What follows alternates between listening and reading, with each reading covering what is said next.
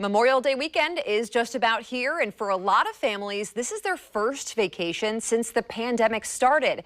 Beautiful weather is on tap, campsites are full, and today Multnomah County, among others, moved into the state's lowest COVID-19 risk level. It's a much different story from this same time last year. Eerily quiet on what otherwise would have been a big travel weekend, but now, different story. With more than 1.7 million Oregonians fully vaccinated, you should be prepared to see a lot of people and traffic. Fox 12's KANDRA Ken is live for us tonight off Highway 26. And KANDRA, sounds like a lot of people are getting an early start, and you saw a lot of people heading out of town today.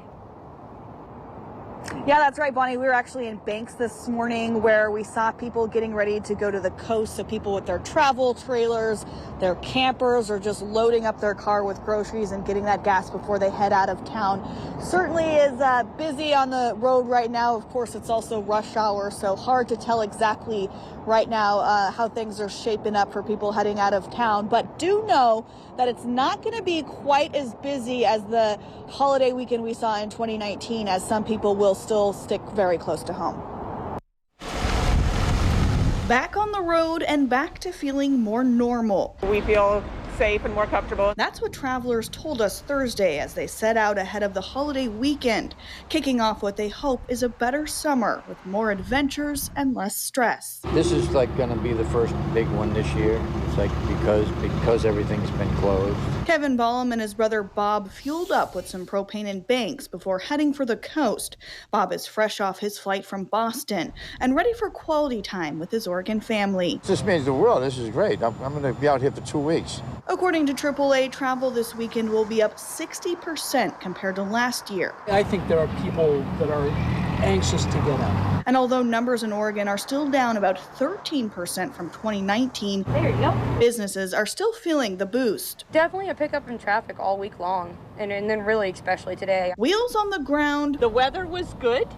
The campsite was great.